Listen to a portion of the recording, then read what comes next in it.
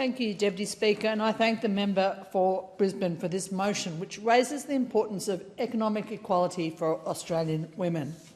In recent decades, we've seen greater workforce participation, higher levels of educational attainment for Australian women, a reduction in the gender pay gap, and narrowing of the retirement income gap.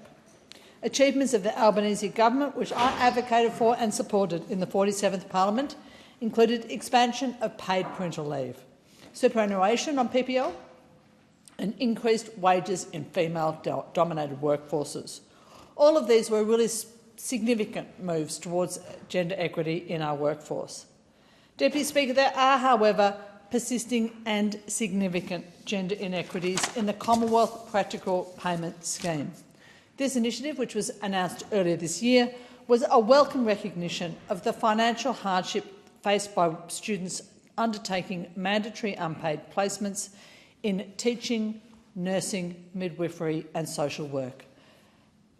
These students will now receive $331 per week during those placements, and that support is long overdue.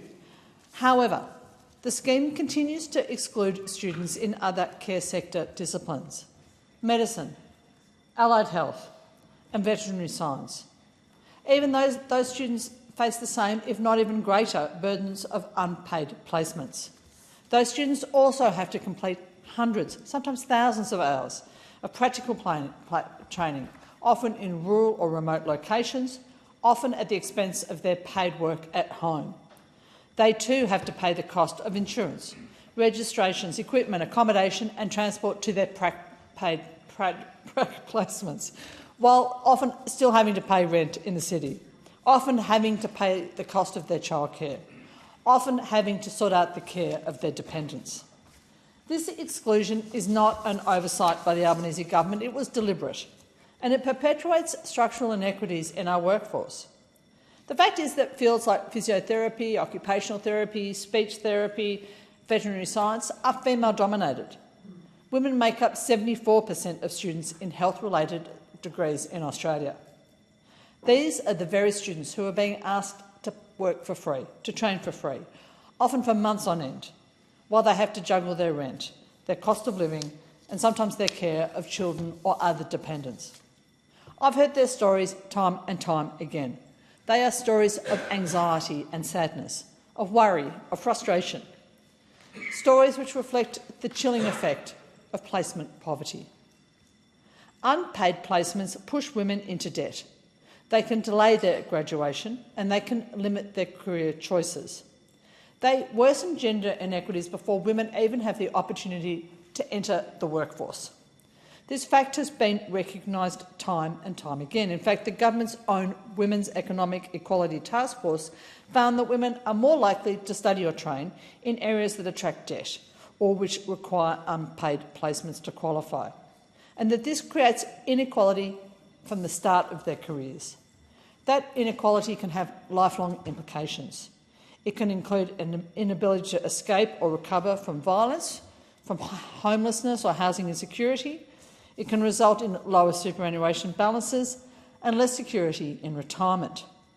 The Wheat suggested that the government should support equitable access to education and skills building. It suggested that the government should remove those disincentives and inequities that perpetuate occupational gender segregation and sustained pay and wealth gaps. The current settings for paid prac placements do not do that. Deputy Speaker, it's not just a matter of fairness for women, this is a matter of national interest. Australia faces critical shortages in its healthcare and veterinary services. We need more graduates in these fields, not fewer.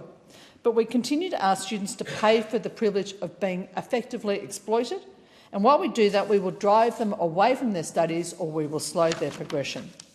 We will lose talented individuals who can't afford to work for free, and so they'll have to defer their studies, go part-time or fail to complete.